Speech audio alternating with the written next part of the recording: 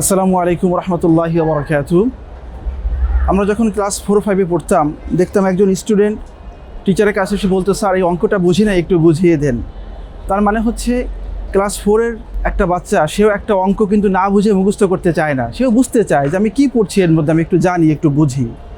অথচ আল্লাহ সুবহানাহু ওয়া তাআলা আমাদের প্রতি যে কোরআন অবতীর্ণ করেছেন, এই কোরআন না বুঝে বুঝে আমরা পড়ে যাচ্ছি, আমরা মুখস্থ করে যাচ্ছি। অবশ্যই আমরা তিলাওয়াত করবো, মুখস্থ করবো, ইটস অল অ্যাবাউট অ্যাপ্রিসিয়েটেড।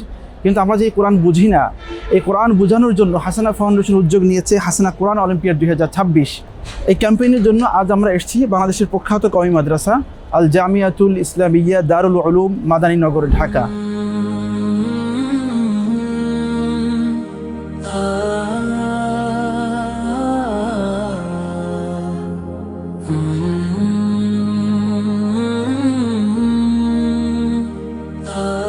এই মুহূর্তে আমরা মাদানীনগর মাদ্রাসার সামনে দাঁড়িয়ে আছি। আমরা একজন ছোট্ট বন্ধুর সাথে কথা বলবো। আসসালামু আলাইকুম। ওয়ালাইকুম আসসালাম রাহমাতুল্লাহ। তুমি কি পড়াশোনা করেছো এই পর্যন্ত? আমি হেফজখানা শেষ করেছি, হাফেজ হয়েছি আরো 2 বছর। মাশাআল্লাহ, তুমি হাফিজে কোরআন।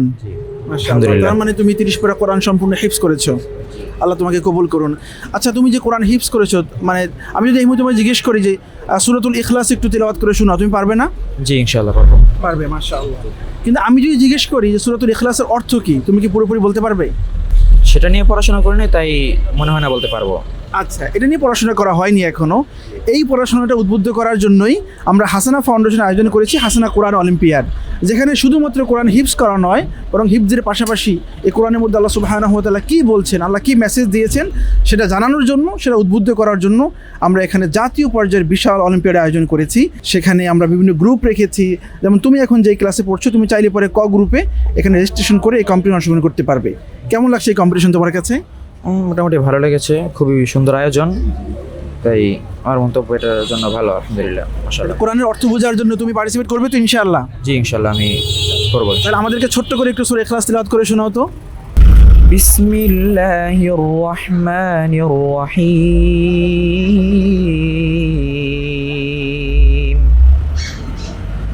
কুল হুয়াল্লাহু আহাদুনিল্লাহুস সামাদ লাম ইয়ালিদ ওয়া লাম ইউলাদ ওয়া লাম ইয়াকুল লাহু কুফুয়ান আহাদ। তোমার জন্য অনেক অনেক শুভকামনা।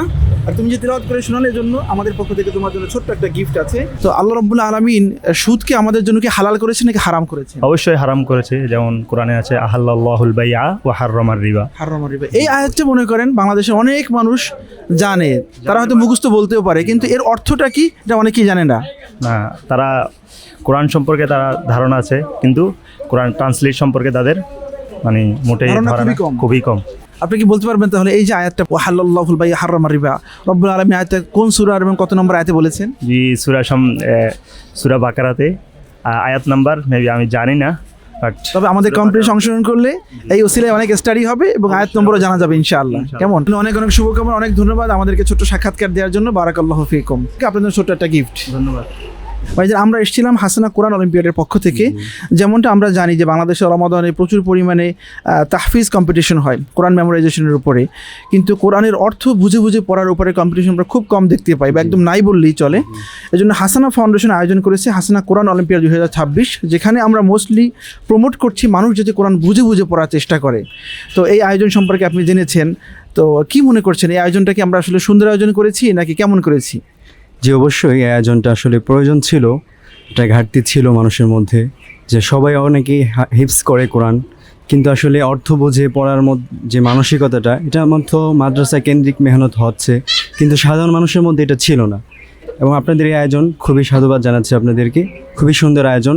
আশা করি এর দ্বারা দেশের মানুষ, সাধারণ জনগণ এবং যারা জেনারেল শিক্ষিত এবং জেনারেল শিক্ষিতের মধ্যে যারা অনেক উচ্চশিক্ষিত আছে, তারা অনেক উপকৃত হবে এর দ্বারা, আশা করছি। যে আমরা জানি শুকরের মাংস, মদ, এগুলো হচ্ছে আমাদের জন্য হারাম, তাই না? কিন্তু জিজ্ঞেস করা হয় যে হারামটা রব্বুল আলামিন কোথায় বলেছেন, অধিকাংশ মানুষই জানে না।